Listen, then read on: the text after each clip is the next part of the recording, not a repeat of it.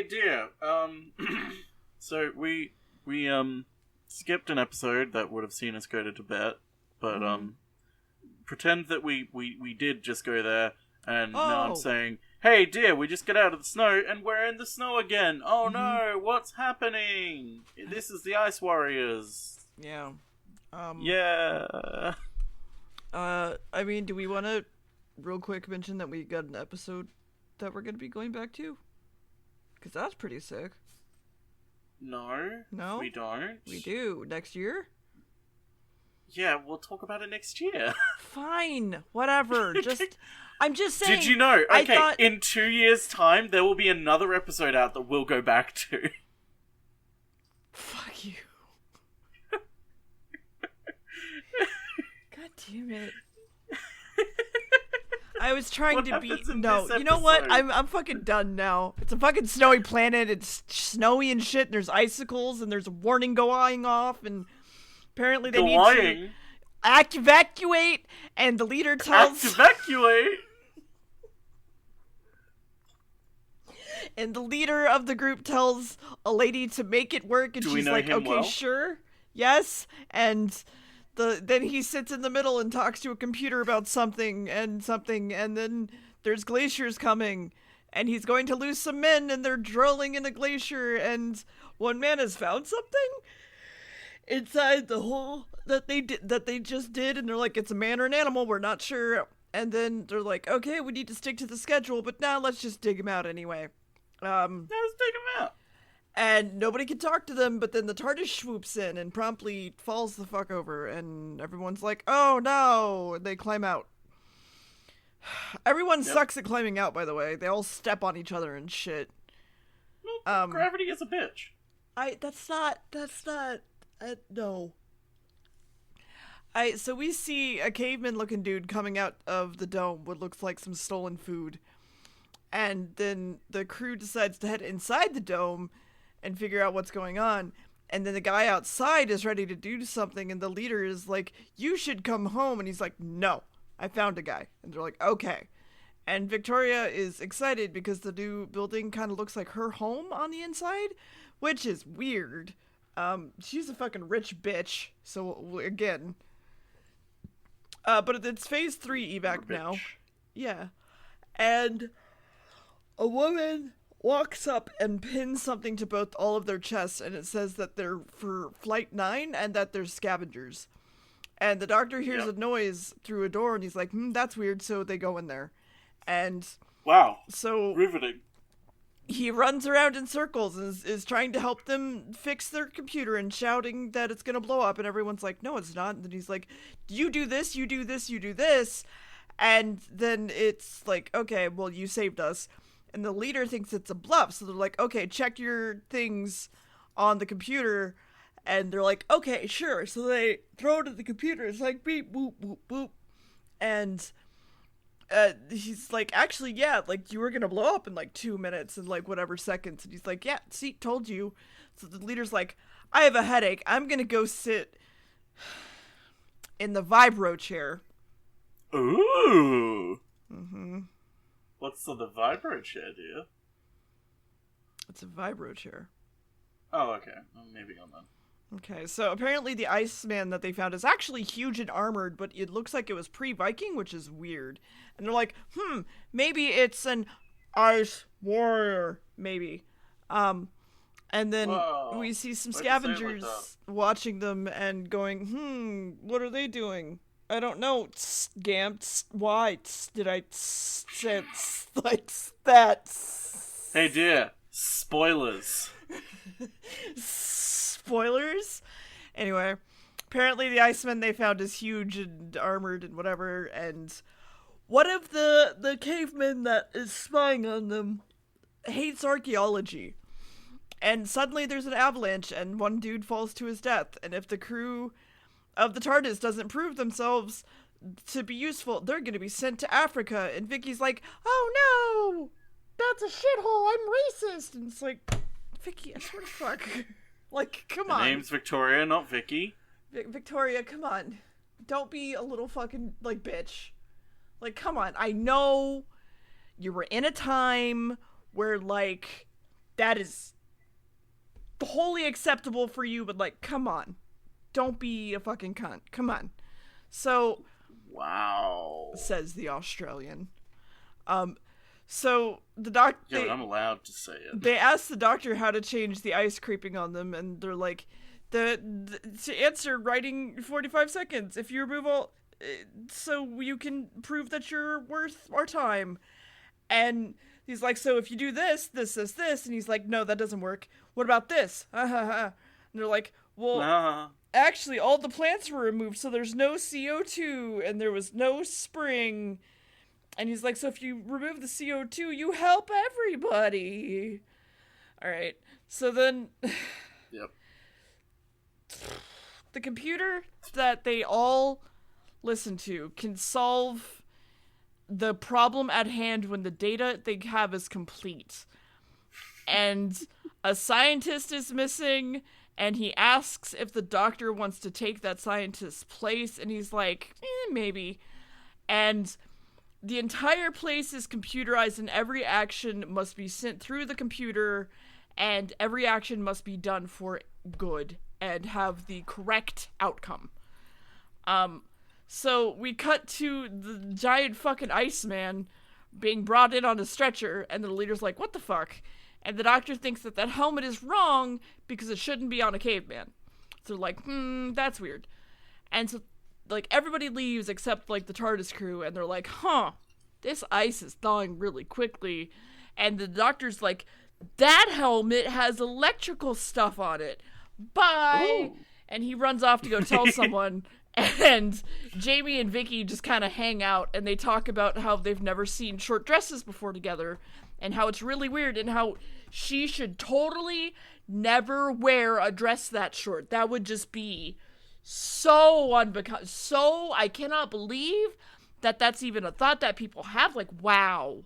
Who has those kinds of thoughts, Cam? Honestly. Wow. Wowie.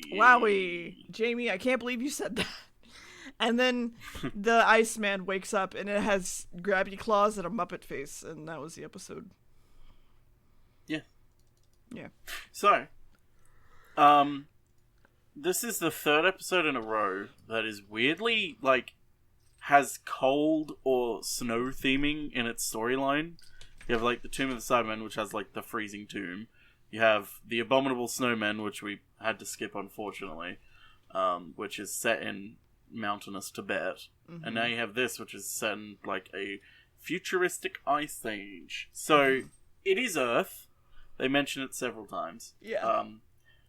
Question for you, dear. What time period do you think this is set in?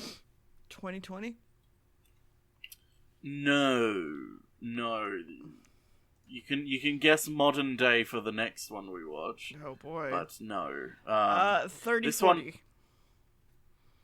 close. Well, depending on what answer you want to go with, because there's like 4 different answers of where this could place in like time. It could be the year 3000, which is what the Radio Times originally published it as, which is like the TV guide, essentially. A lot of Doctor Who guides and like other places refer to it as well, set it as 3,000 years after the previous story, so that would make it like, since the Abominable Snowman's set in the 30s, that would mean it would be then like 4,935-ish. Mm-hmm. But a future episode mentions that the second Ice Age was actually in the year 5000, and no stories in in future production that are set during the 30th century seem to depict Earth being in an Ice Age. The problem with both of those dates is that they're contradicted by the fact that humanity is completely unfamiliar with the Ice Warriors because they come back in multiple stories that are set before this. So it's like, it's one of those things with Doctor Who where it's like, it doesn't really have a set time, but it's one of those periods where it doesn't matter. Mm-hmm. It's like, Doctor Who does this a lot, where it's like, here's this time period in history. Okay, I don't know if it contradicts with anything else, but it doesn't matter for now. Yeah. So it's like, oh well. Anyway, what happens in the next episode, dear? Well, it's animated. Yes. So, there's that. episodes 2 and 3 are missing for this episode still. There's a cave, and it's the same shots again of the icicles in the cave and everything, and the robot is both a furry and a scaly and a tubby and many things, and he, like, goes after Victoria, and so the leader, we cut away from that, the leader decides to mention that the computer, can you please tell us if the doctor is good or bad or not? And the doctor comes in and he's like, shut up, there's a thing. And everyone's like, and so they leave to go check what the thing is. And it came from a super advanced civilization that doesn't make sense at all, and the project is in danger, because how did it get here? Spaceship, which is probably nuclear, meaning if they use the thing on it to fuck up the glacier, it'll explode! That's bad. No, that's bad. Oh. Yeah. Oh. And then Jamie comes in and he's like, Victoria was fucking taken. And they're like, wait, no, that's impossible for it to come alive. How did that happen? And bullshit. Because of what they used to wake it up, it had a super high temperature, which warmed it up enough to have brain function. The technology, the jargon that they say actually makes sense. It is scientifically sound. No, no, let me hear it. Please explain. Because the electric current that it went through had oh crap, what do they say? It had low one thing, high another. Yeah, it was like a really low wattage, but no, it was a really high wattage, but a really low resistance, or something like that. All I know is, like, I remember looking into this. The scientific reasoning is sound. It's essentially like the electricity basically had nothing to regulate it, so it just kept pumping through. So I get that part. The part that and heat it up frustrates me is that someone frozen in ice for thousands and thousands and thousands of years does not just come back alive. Anyway, hey, don't dear. worry about it. Hey, don't dear. worry about it. These aren't humans. I don't give a shit. They're used to living in ice. I don't give a fuck. I'm surprised you don't care about the ice.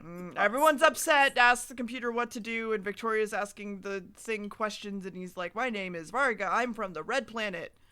That means Mars. And apparently he has a gun that shoots sonic things, and he's like, how long have I been here? And he was apparently buried in an avalanche, and he's like, I just want to go back home. And they're like, okay, well, if you just want that, like, why don't we help you? And it's like, that's cool, but what if I wanted to conquer Earth instead or just leave? And they're like, oh, fuck! Vicky's very scared now. Victoria, I don't give a fuck. She's not being, like, called Vic or Vicky. She leaves a very non-existent impression on me. Because few lives are to be lost, the computer's like, fuck it, blow it up anyway. And Arden is sent out with Jamie to figure out what the fuck is happening. And the fate of the world is at stake, so fuck Victoria, don't go looking for her. So, the two caveman people are okay now and bandaging up their wounds because they got hurt in the avalanche. But apparently they live in a plant museum, and there's warmth and food and stuff. But there is another rumble, and that's weird. But one of them... Rumbly bumbly. One of them is wanting to go to the base for food because the other is hurt, and one of them is like, no, don't do that. And so the Martian wants to go get the resistance box with Victoria and has her at Sonic Point, and there's something about a radiation sensor, and it's going havoc, and there's no signs of the girl, and there's no reading of anything, but then, like, the fucking dude comes up behind him and just fucking... Wait. There's no reading of anything. The sensory is being... The sensory, hey? Okay, I'm gonna read these word for word. How's that sound? There's something about a radiation sensor, and it is going on havoc, and no sign of the girl. And D, no reading of anything, like the sensory is being James. But they found it anyway. Like the sensor is being jammed? The sensory is being jammed, yeah. Okay, thank you. Okay, jammed. We'll say jammed. Nice work making notes. I'm tired, man. It's been a long day. So I can tell. Scavenger is wandering around looking around the building for something, and he sees Victoria.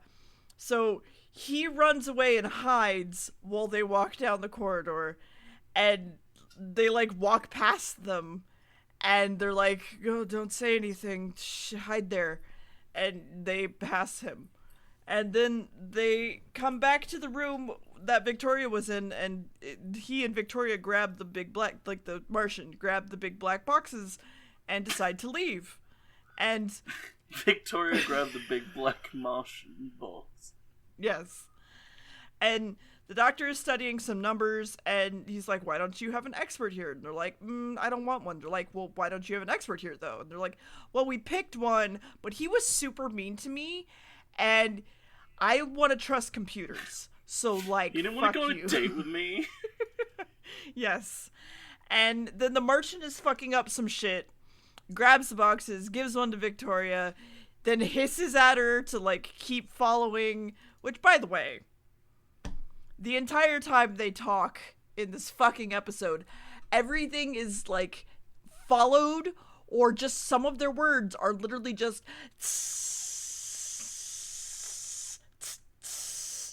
Yep. Stop. Jungkook. Yes. Stop.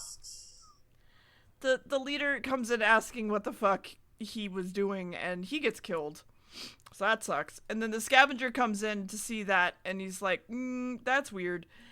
Well, that's something I don't want to fuck with, so I'm gonna go over here and, like, get some meds and things. And then the doctor is also there, and the scavenger decides to be nice and gives the leader some smelling salts to wake him the fuck up. And the scavenger's like, "I got what I need, bye." But actually, I'm not just a scavenger, I'm the specialist. Oh! Mm-hmm. So now he took the power pack, so everyone is like, "Oh no, I'm scared." But apparently, no one can go outside at night. It's really bad, so they can't go after him. And then the devices are plugged into... Okay, I thought they were just straight plugged into the fucking wall, and I'm like, that would take a while. But no, they set them on the ground, actually. And then Sonic gunned the wall away to reveal his partners, and then attached the boxes to his partners to melt them instead of just the fucking wall. Yeah. So apparently the specialist comes back and he's like, "I'm gonna go up on the glacier, figure out what the fuck they're talking about." And then we cut back and we see all the other Martians are free. And then that was the episode. Yep. Mm-hmm. It's quite a lot. Yep. So the Ice Warriors, huh? Yep. So this all stems from the idea. Obviously, it's a retelling somewhat of crap. I forget the name of the story. Visitor from another planet. What the thing is based on? Yeah. What countless fucking properties are based on. Where they find something in the ice and it's an alien and it kills them all. Yeah. It's Doctor Who's take on it. It's 1938 also... John W. Campbell Jr.'s novella, Who Goes There? Whatever. Okay. I tried to fucking help you and you're just like, fuck off. That's not the book I was thinking of. Mm-hmm. Crap, now I want to look it up what it is. No, that's a fucking... God damn it. That's a goddamn Monster Hunter quest. It's also... Sorry. It's also kind of a play on a archaeological dig that was performed in 1939, mm-hmm. where they found... like, it's the fact that, like, when they see it, they think it's like a Dark Ages battle helmet, which is kind of a reference to an archaeological dig where they found a lot of, like, crap, what was it, Saxon stuff? Mm-hmm. they basically found like a whole heap of helmets and shit, and I think even the imprint of a ship at one point. It's like weird.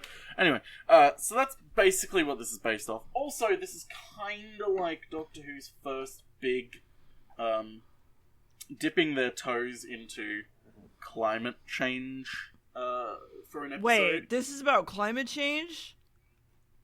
Quite literally. They also really wanted... Basically, the Ice Warriors also came back because they wanted another monster that would rival, like, Daleks and Cybermen. They wanted another monster that would be, like, super popular so could bring it back constantly. Mm-hmm. The problem is, the Ice Warriors, their costumes really fucking expensive and hard to work with. Noted. So they were like, it better be fucking worth it if we keep bringing them back. And it was. They kept bringing them back. Okay, I'll be nice to you. I'll tell you how many more episodes they have. They have one more episode where the episode's about them, and then there's, like... I can't remember if they're in both of them. There's 1 or 2 episodes where there is an Ice Warrior or 2 that is a character, but they're not, like, the main focus. Oh, wait, no, and then there's, like, stuff in the new season as well. Anyway, yeah, but I kind of trust the new season. It's fine. The new season, they do the voice a lot better, in my opinion. It's a lot less... And it's like they just have, like, a husky... when they speak. It's yeah, they speak Parcel Tongue, whatever, you fucking Potterhead. Wow, I wasn't even trying to do that. You just spoke to all the snakes in the crowd. Hope you like that. Yeah, I told them to rise up. What's your fucking point? Anyway, so we're not animated anymore. Yes, we are. Oh, yeah, no, this is the one that actually was. Yeah. Two episodes animated. Yeah. Yeah, because my notes literally were like, we're not animated anymore, because you were joking with me and going, yeah, yes. We're not animated anymore. And I was like, well, yes, we are. Like, what the fuck? I was fucking with you, because I didn't want to, listen, you're really fucking lucky, because I wasn't going to tell you when the next telesnap is, but the thing is, we're not watching the next teleslap anymore, because they announced literally today. What's a teleslap? Yesterday, I forget what time it is. Telesnap, fuck off. They announced that they're actually going back and reanimating it, which, by the looks of it, is some experimental animation technique that they're using to try and cut back on cost once again with the animation. Yep. Now that they've got, like, a workable, like, animation style that's cheap and works for them, they're like, okay, how can we make it cheaper, though? Yeah. Like, okay, whatever. So we're not actually going to watch the next telesnap. So, actually, there's no more telesnaps, so... Congratulations, dear, you made it. Yeah, thanks. For now, there are no more telesnaps, unless they release more. Anyway, it's the same 3 shots again, and they're breaking out of the ice, and all of them have Z names, so that's a thing. And the specialist is watching, and Jamie is to be sent with Ardent, apparently, to go check on something, and Ardent's, like, just, like, fucked up some shit, and doesn't want to... honestly, like, go. It's fine. The leader takes a moment to comfort him and is like, hey, you didn't fuck up that much shit. It's okay. It's like, but you fucked up a lot of shit. And he's like, alright, bye, go die, and slaps him on the ass. Apparently, hell yeah, one of the staff, Mrs. Garrett, is missing, and the doctor keeps mentioning that I'm a freelancer, motherfucker, respect me. And I'm not going to do what you say. And this is totally how freelancing works. And apparently, Specialist actually had a breakdown. But a breakdown and not defected. Oh. And they're like, oh, okay, well, that's interesting. And Scavenger and Specialist are making soup. Woohoo! But someone tracked him there. And it's actually Mrs. Garrett who followed him back from the thing. Gamb? Oh. Stop. She's wanting to ask him for help because weird shit is happening, but Leader doesn't know she's there. She came on her own. And he's like, that guy's a machine, not a man. I don't want to come back. That wouldn't change anything. There's 20... That guy's a man. For every one of him, there's 20 more of him. Whatever. Nice. And then she's like, no, I'm gonna pull this fucking tranquilizer gun on you. And the scavenger's like, no, bitch, I'll fucking knife you if you do. And Spencer's like, no, stop, and takes the knife from him. And then he does mention, like, hey, go look up these notes on Omega, something. And Omega Factor. Mm-hmm. Yeah. You better get used to them saying Omega. Why? That's not how you pronounce it. I gotta be honest. You gotta really fucking get used to them saying Omega. It. I sort of fuck. Victoria's still a hostage, honestly. No changes there. Doctor. let's check in on Victoria real quick. Yep, still a hostage. Alright, next. The doctor is doing a bunch of things with notes, trying to do something with paper. And then he's like, no, this doesn't work. So he asks for a pencil and just starts writing on the floor. Garrett brings in the Omega notes, and the doctor figures it out. Woohoo! So they can go fix everything. But the doctor's like, wait, you're gonna run it by the computer to check to see if I'm right? Fuck you! And the dude's like, listen, I'm just gonna fucking check it. Like, it's fine. And we're gonna simulate it, and it's fine. But then he finds out that the specialist has base friends, and that's cool. So, yeah.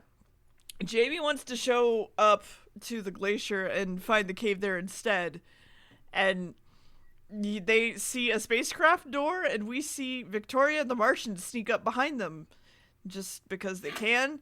And they kill Arden and Jamie, I guess. And the Martians are ready to kill fucking everybody because they have more numbers. And the doctor's like, oh no, what about Jamie and Arden? Shouldn't they have called?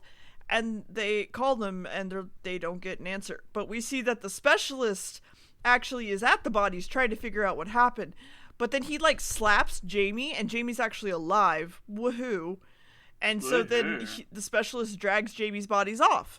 So there's that. And the doctor is still upset that he's being judged by the computer, but his equation works. So shut the fuck up. Go do the thing. But we can't proceed without knowing what the fucking engine in the ship is, because if we don't, there might be a nuclear reactor in there and it might blow up. So apparently Jamie is in severe shock and wondering what is happening, and Victoria is seen leaving the spaceship and goes over Arden's body, and just like, she could just like run, honestly. At this entire point she could just run, but instead she just could, but she's sitting there, she's chilling. She picks up the communicator and goes, hey, like, listen to me. Like, I don't know how to use this. Talk to me. And it finds out that they're actually watching her constantly. And they're like, let's shoot her because she's telling them too much. And Victoria gets through to the doctor and mentions that Arden and Jamie were shot as the gun it comes out of absolutely nowhere. And then that was the episode.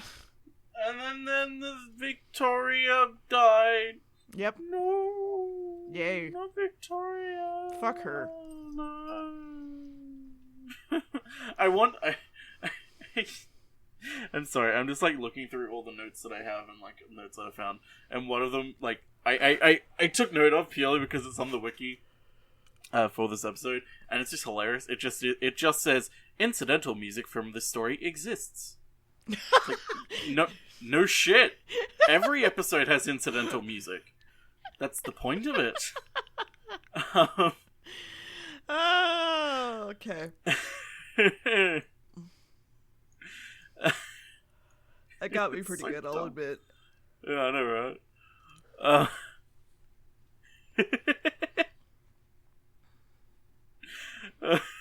Sorry. So the director, Derek Martinus, named it as his favorite story because he thought the cast was really strong. Mm-hmm. Sure. He also insisted that every Ice Warrior actor should be over 6 feet tall, and some of the people who turned up to the audition were, quote, very dubious gentlemen with prison records. What? What? So one of the Ice Warriors, also the actor when he showed up, was a bit taken aback when he saw his costume because he was expecting like a Viking type costume. He wasn't expecting that. Uh-huh. The sort of fat toad that they are. Yeah. Also, this episode is kind of really inaccurate about the science. Well, it was accurate back then, kind of, but it was also like completely bullshit now. Yeah. They suggested that Mars had a purely nitrogen atmosphere, which is why the Ice Warriors had difficult breathing on Earth, which is the shit. Which I don't know, which also doesn't make sense because Earth's atmosphere is like a majority nitrogen, so I don't know what's going on there. Also, yeah, this episode, halfway through when I was like, yeah, it's kind of about climate change, turned around and was like, but wait, this is the opposite of what we're going through. And I'm like, yeah, this is like what science fiction did. It's like, no one wants to see what's actually happening right now. In order to put it in terms people could understand, you gotta go the polar opposite. You gotta be like, okay, we can't really show everything melting and earthquakes and everything. That's kind of a hard concept. But what if we did the exact opposite? Like, right now we have too much carbon dioxide. What happens if we have none at all? It's like, this is what would happen. We would have a second ice age and we would all basically die. So it's the first of very, very many Doctor Who episodes about climate change and environmental especially environmental issues. Dear God, there's so many of them, especially when we get to the third Doctor. Anyway, Gia, take us away. Next episode. What happens? Next part.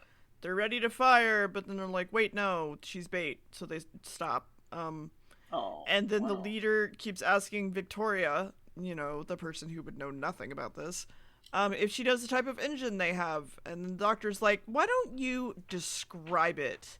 And then, like, the picture cuts and she coughs, but she's fine. And then the Martians bring her in, and then they ask her questions about why they want to know about the engines. And then Victoria tries to run, and there's a rumble and some snowfalls, and she's being chased. And the Doctor orders a vial of water to drink from the machine, going sip, sip, sip. And he's like, okay, well, now that I have that, let me order some ammonium sulfide. And it's going to be poisonous to them. If you don't know what ammonium sulfide is, it is pretty much just stink bomb. Which is what they say in the episode, for those who don't know. They say it later, but yes. And it's Victoria who says it. Uh-huh. Because she's smart. No, she's not. But the leader doesn't want the Doctor to leave, and the Doctor is allowed to go, though, because he already did his part. So he's like, I'm going to take this thing, and I'm not going to talk to you on it, but it'll be on so you can hear me. And he's going to let them take him prisoner. And Victoria's running through the snow and the ice, and she screams because she's dumb, and she goes through this hole, but then she lost her bracelet, so she wants to go back for it. And so, back to that peripheral vision thing. You have to admit this one was really fucking bad. This one was bad, but I would say it's mostly bad because of the framing of the shot. It looks like Victoria is literally in the path, and the Ice Warrior just ignores her for no reason. So, like, imagine, like, a hallway-looking thing, and you just kind of lean up against one wall while something's coming at you down the hallway, and it doesn't see you. That's what it looks like. Kind of looks like. I 100% chalk it up to, like, partially framing and partially, like, it seems like they had it in the script of, like, Victoria hides, but they didn't tell the set designers for that specific location, so it's like, well, we gotta find a way to make this fucking work. So she's captured again, but there's an avalanche thing, and she's caught in it, of course. Jamie's waking up, though. His fever's gone, but he's freaking out about Victoria. So you wanted to explain this to me. What's a loyalist? No, I didn't want to explain it to you. I just asked if you knew what it was. Okay. No, I don't know what a loyalist is. Gamb, what's a loyalist? Don't put me on the spot like this. Okay. We'll talk about it in a bit. So... So Jamie's waking up, his fever's gone, one dude's a loyalist, Jamie can't feel his legs. It's it's apparently the gun that fucked with his nervous system. But the Martian warriors are ready to have an enema together, so they're preparing for that. And Victoria is trapped in some ice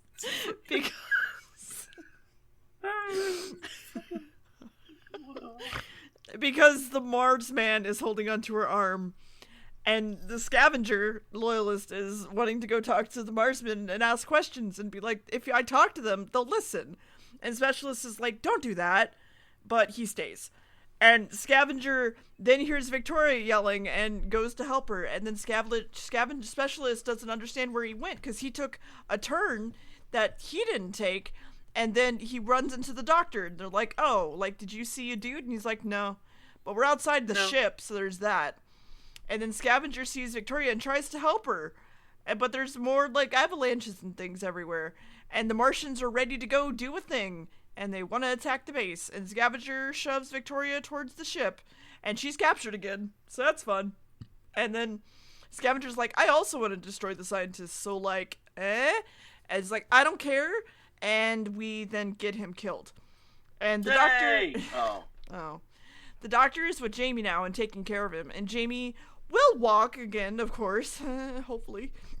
And the glacier moves and some plants fall over. And the leader is worried about everything. And no one knows what to do. And the spaceship could explode. And they don't know if they never knew...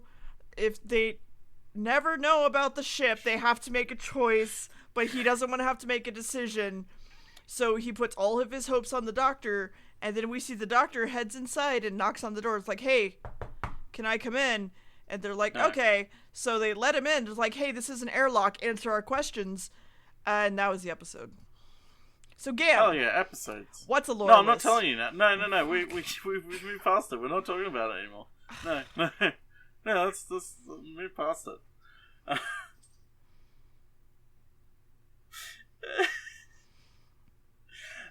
So this episode and the very next episode are kind of very intertwined when it comes to their messages. They very briefly bring it up in this, but they're like, there's an ice age, and also we got, like, no plants to grow food because, like, the ever-increasing global population. Because this is kind of a fear around this time. A unfounded fear of... Well, okay, not unfounded. They had a fear of overpopulation that initially was basically sparked from, like... Oh, hey, they just hated Britain. Okay. What? They hated Britain? No, they hated black people. Oh. No, that's what the new overpopulation people say.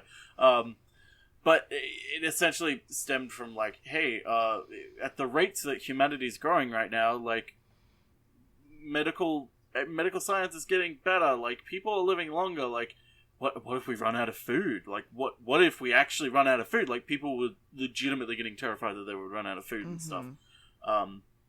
So this and the next one very much focus on kind of like an apocalyptic situation. This one based kind of far in the future of it. The next one a little bit closer to home. In a year that you're going to laugh about when we get to. But yeah, it's the start of Doctor Who dipping its toes into more messaging of that. Because again, Doctor Who has to be very careful with their messaging. The BBC is meant to be impartial, so they are meant to not comment on... make comment of, like, actual politicians and politics and stuff. They're meant to remain impartial with real world stuff, so it's like, anything they do, they have to be incredibly vague about it, otherwise they'll get people calling up and being like... Which like happens a lot in Doctor Who's history. They have a lot of people calling up and being like, hey, I didn't like this because it either scared my children or it was about Margaret Thatcher, who I love. Which, trust me, you'll know when Margaret Thatcher's in power when we get to certain eras of Doctor Who. Because, boy, there's a very specific episode where she is literally a character. Also, when I was saying they hated Britain, I was looking up what a loyalist was. Oh, okay. I thought you meant a person who were worried about overpopulation. I was like, no, quite the opposite. No. Anyway, what happens in the next episode, dear? So he says that he's a scientist, and they're like, you don't look like one. He's like, just, like, listen to me. And they're like, okay. So he's like, oh, you are freaky. So, hey, here's a thing that you should consider. And they bring in Victoria to be like, hey, don't be dumb. And they also think the ionizer is a weapon, even though it's not. So they're like, why haven't you set it off yet? And we see the specialist dragging around Jamie on a life raft. They're trying to avoid wolves and shit, but then they suddenly run into a fucking black bear. Which, by the way, I believe black bears are one of the least violent bears. You can actually, like, scare them off pretty easily. But Someone asked Spoot. Someone else Spoot, yeah. Spoot would know. Sadly, if they use the ionizer, though, then the floods would make the ship not work. So they find out about the communicator and try to take it from him. But if they don't give the ionizer instructions, they're not sure what to do. But then the computer is telling them to just do it anyway, because that's what everybody else is going to do. And so they decide to not do it because of the explosion, but then the lady doesn't understand what's happening. And then the bear is coming, and they try to trank it, and they miss. But then the computer can't take risks at all, and it wants to survive, so it doesn't want to blow up the glacier. And they want to blow up the glacier, but the leader's like, mm-mm. And then the bear is tranked now, and they're, like, trying to get away from it. And the doctor is brought into the engine room, and the engine is an ion reactor, so it won't explode, but it might not be great. But they still don't want to help from them, because they need fuel for the reactor, or else Victoria dies. So he tells them that the place has fuel for their ion reactors. So they take the sonic gun to go fuck up the base. And the specialist comes back to the base, and everyone is, like, shocked. And they bring Jamie in, and he's like, hey, help him. And they're like, oh, well, you're being violent now, so here you're tranquilized. Because the specialist thinks everyone's crazy and is being suicidal. And everyone's arguing. The warriors prep the gun, ready to go on the base and to shoot it super hard. Victoria's crying, but she's faking it. And then they're going to use the stink bomb to escape, and they try to open it for a little while, and the cork doesn't fucking come out. But then they throw it the fucking Martian's face that's taking them captive. And he's like, ah! But he tries to reach for a button to fire the laser. And the doctor's, like, fighting with him to do it. And you kind of see him stop him, but then the episode cuts. The episode cuts. So, okay, here's a lot of BTS info. So, okay, just to give you a rundown of how awful these costumes were. So, I'm sure you didn't notice because it was so flawless. The voices for the Ice Warriors were all pre-recorded. So, you don't say. On set, what, how did you know? How did you know, dear? Maybe it was their mep mouths? So basically, the actors were sent to... the main one was sent to a shipbuilder's yard to be measured. Then the outer carapace was glass fiber and needed bolts to secure it, one in each shoulder and one in the crotch, which caused problems for one of the actors when he had fallen over in an episode sequence. Yep. In order to avoid standing around for long periods, as the suit made sitting impossible to do, one of the actors brought a shooting stick to recordings. Which basically, virtually encased in rubber and fiberglass, the actors in the Ice Warrior costumes sweated about a pint of fluid per hour. Mm-hmm. They had latex makeup, less audible than necessary for live performances, so they decided to do pre-recorded anyway. The eyesight was not great in the costumes. The eye covers kept misting up inside the costume, so they had to constantly rely on the others to shepherd them around everything. Mm-hmm. Basically around the place. Okay, there's other stuff as well. Like, I've mentioned Blue Peter to you before, haven't I? Maybe. In passing, I have. So just to remind you, it's essentially like a variety sort of children's friendly show. Think a daytime television, like like Good Morning America or something like that. That where they have like the segments where it's like, now we're gonna make a Easter basket out of hoses, and wow, you can recycle, and here's all the latest. It's essentially that, but for kids. Like, hey, here's this interesting thing going on in London. What is it all about? Like, it's about this, and it's about this, and they teach you stuff, and then they're like, here, let's bake a fucking cake. So they actually had Patrick Troughton on as the Doctor for the first time to sort of, have kids on. And they had a designer Doctor Who costume. A Doctor Who monster. What's the word I'm looking for? Competition. Okay. And the Doctor himself would judge the winners. The Hypnotron, the Aquaman, Aqua spelled A-Q-W-A, and the Steel Octopus were the overall winners, but one of the finalists was a design by Andrew Partridge of Swindon, who you might know if you listen to the band XTC, because he's the frontman for them. Despite, there were a lot of rumours that the Crotons, a future alien, were actually designed by one of the kids, and they essentially used the design in future. Monsters designed by kids were never going to make it into the broadcast stories. That would be an insane idea. No producer would probably consider it. It would be a dumb idea. They've written this because in the new series they do exactly that. They let a child design one of the monsters, and honestly it actually turned out pretty decently, but god, it could have been awful. Yeah, it's a kind of bland story overall. It's like very clearly they're trying to reach into this messaging and like have something new, but it's so many new things that they didn't quite blend together. Like, I feel like even if this was cut down to a 4-part episode, it still would have struggled a bit, because it just feels so devoid of any real stakes or tension or anything. It's just like, okay, this is happening now. Now the Ice Warriors have this person. Now the Ice Warriors have this person. Now the Ice Warriors have this person. Yep. But yeah, it's an interesting one for certain. But yeah, sure. Come on, you have to admit it's somewhat interesting.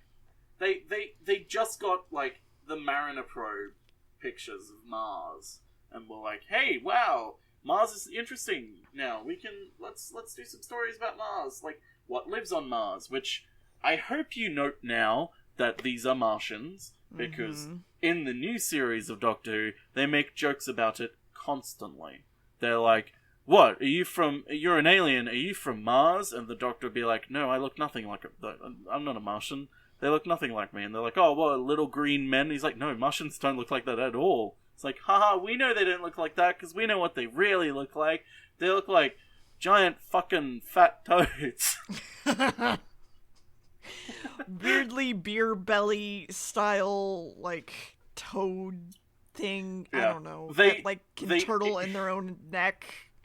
I will say, the next episode, I don't believe has this, but when they appear in the future in like 70s episodes and beyond, they end up basically having like a kind of redesign of them, but not really. It's like, oh, here's the leader Ice Warrior, and they're like smaller, and they don't look like a fat toad, and like they're kind of just wearing like a cape. And it's like, okay, it's very clear that, like, they made this so the actor wouldn't be in one of these fucking giant suits. And it's like, the two giant suited Ice Warriors that are, like, its bodyguards, they don't have to speak or anything, or do anything in the plot. They just have to stand around for a bit, and then they get to take the costume off. Yep. They try to be very economical as possible. I hope the new season one that they have was comfortable, because if it wasn't, Jesus Christ. Yeah. Anyway, what happens in the next episode, dear? Don't ever say that again. So the gun... What happens in the next episode, So the gun fires... I... Stop. What the cadence of what you're saying is... They tell the leader cadence? to fucking... Cadence. to fucking surrender or die. And the leader's like, I want to talk. And they're like, all right, trust agreement. So they're like, okay. And everything is relying on the computer, but everybody is fucking sick of the computer, and someone tries to destroy it so that he's tranquilized. And then the Martians come in, and a lady's like, ha! And, oh god, they made no promises about anything, so haha, get fucked. And the leader keeps trying to have a peaceful conversation, but the one dude on the ground then takes his tranquilizer thing that apparently he had, and tries to trank one of them. And they're like, okay, give us all your mercury isotopes. And they're like, what? And they're like, yeah, those. And they're like, we don't have any. And they're like, okay, well, shut down your reactor so we can make sure. It's like, but if you do that, we're helpless. And they're like, haha, get fucked. The doctor finally gets outside to fuck with the doors and save everyone by fucking with the gun. And something bad will happen, though, if they fuck with the reactor. You ever just fuck with a gun? Yeah, sometimes. So also the leader sort of finally learns what the engine ship is, because it's sort of this like half-lie, because it's like, wait, are you saying that you have a nuclear reactor? And he's like, I'm not saying I don't. And I'm not saying I don't have a nuclear reactor. But I'm not saying I do have a nuclear reactor, but I'm not saying I don't. I'm not saying that I don't not have no reactor. And the leader is pretty much told if he's killed, it's no biggie. He literally is pointless, which, spoilers, he is. So the doctor charges some stuff on the gun, and that way it'll only affect the Martians and not the humans, kind of. Because it's gonna deal with attacking more fluid in the body, because the Martians have more fluid in their bodies.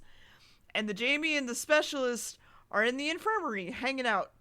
And it's now safe to disconnect the ion thingy because they powered stuff down. Nothing is stopping the glacier. And they're like, okay, we'll shut down the reactor. And they're like, no, please. So specialist just kind of goes over and turns the AC up really high. And the Martians don't like heat or oxygen, so that's bad.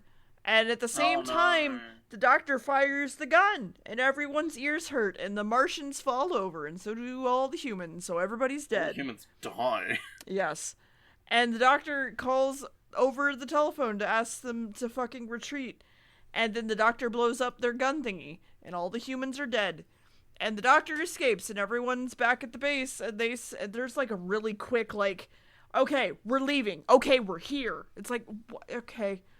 All the humans are dead now, and everyone isn't actually dead, though, and is waking up, and the doctor tries to get, the ion laser back on, and the leader's like, do it, and she finally only listens to him, and everyone's like, we should listen to the computer, but the computer doesn't want to die, so the specialist is like, let's just fucking do this. So they all argue, so then they ask the computer what to do, and it just fucking goes insane, and is unable to give an answer, because neither answer leaves the computer alive. So they decide to fire it anyway, and the Martian ship has power, though, so they can leave. The Martian ship. Yes. So they turn the ion laser up to superpower mode, but actually, the Martian ship wasn't being powered. The Martin Shkreli. The Martian ship wasn't being powered. Yes, they're actually being cooked alive, because it was making everything really hot. So now everyone's watching, and then they're like, huh, that's weird, we're alive. It was only a minor explosion, actually, only. And everyone's okay. And then specialist and leader have a talk about when they want to go on their next date, because everything's okay behind them. Or between them, not behind them. And everyone is in shock, and everything's weird. They're like, hey, doctor, oh, wait, you're gone. And the TARDIS swoops away. And that's it. Yeah, we're gone. So, real quick, Deborah Walting wasn't actually available to film on the final episode. Mm-hmm. So that's why, very awkwardly, you hear off screen, the doctor say, Victoria, you go to the TARDIS. Whereas, like, Mm-hmm. she's just not there for the rest of the episode. It's like, okay, Yep. you go to the TARDIS, I guess. Yeah. Anyway. Yep. How did you feel about this episode, dear? I know it's one of your favorites, but try and temper your excitement a little bit. I was bored as fuck. What would you rate it out of 10? Like a 2. Yeah. I'd say probably... I'd go a little bit higher. I'd say like a 4 or 5, personally. This, I kind of described it like, this is one where, like, I don't actively go back and watch because I don't really like it that much, but I still appreciate it a lot, and I would like to, like... It's a nice one to have on in the background, because, like, not really much happens in this fucking episode, but it's like, you can just kind of tune out and come back, and No, everything's kind of the same. No, I'm good. But I get it, you hate it. It's fine. I swear to God. I get the feeling you're not gonna like a lot of these upcoming ones because they're all like 6 episodes, 8 episodes. Mm-hmm. What's upsetting is one of my absolute fucking favorite episodes is 8 episodes long, and I know you're probably not gonna like it because it's 8 episodes long.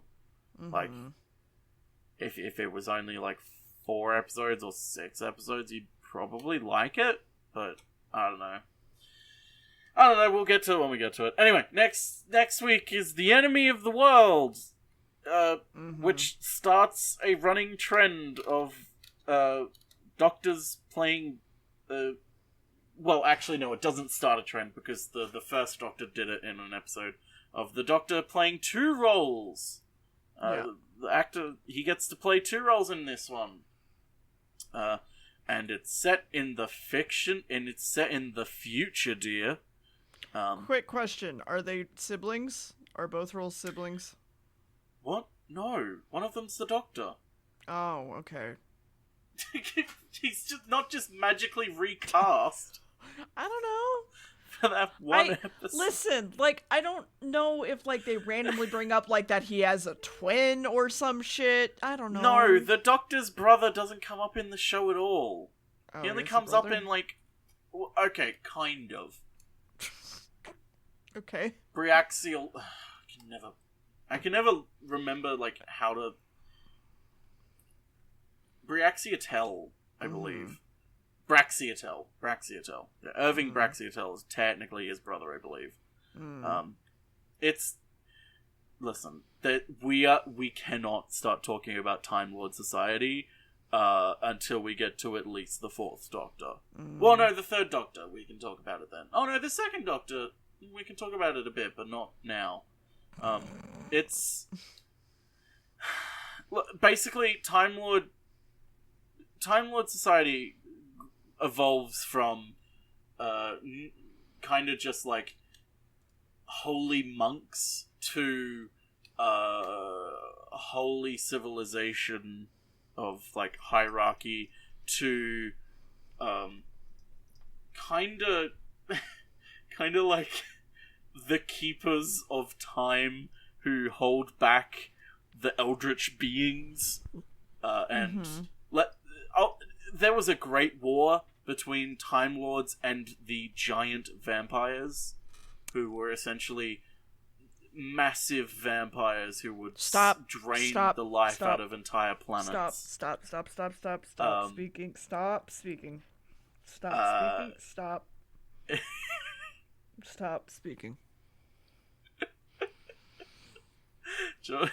Wait till we speaking. get to No. how the Doctor fits into all of this, No. because oh boy, do they constantly try and change that. Anyway, next episode, The Enemy of the World. Yeah, it's gonna be a good one. If you wanna, also, I feel like now if you want to explain the... Wait, what's the date today? Oh, okay, yeah, that's the date. Do you want to explain the Christmas movie thing? I don't remember what exact date we gave for it, but Weren't we doing it on, like, Christmas Eve? No, no, not Christmas Eve. Once we were doing it on Christmas. We were doing it like near, like out on or around We're doing Christmas. it near Christmas, but not on Christmas because I was probably going to be busy then. We were doing it Christmas Eve, weren't we? No, I don't. We have a literal calendar for this. Hold on. We have a little. Yeah, let's look at the calendar real quick. You're the one with the quicker ability to get to the calendar, so. The quicker ability? Yeah. Yeah. Okay. Movie release day is on the 25th. What the fuck is movie release day? Oh, that's when the movie gets released. We're recording it on the 23rd. Yes, okay, you need to... No, not the 23rd. The 23rd for me. Okay, we're recording it on the 22nd. Yeah, the 22nd. Movie night is on the 22nd. Yeah, what Dear said. Yes. For all Americans, movie night is on the 22nd of December. At about 10 p.m. Yes. Or so. Yes. Central time. 10 p.m. Central time. I forget the movie we decided on, but... We're watching Rare Exports. Okay. Mm-hmm. Anyway, that's happening next week, and Enemy of the World. Goodbye. Bye. Bye.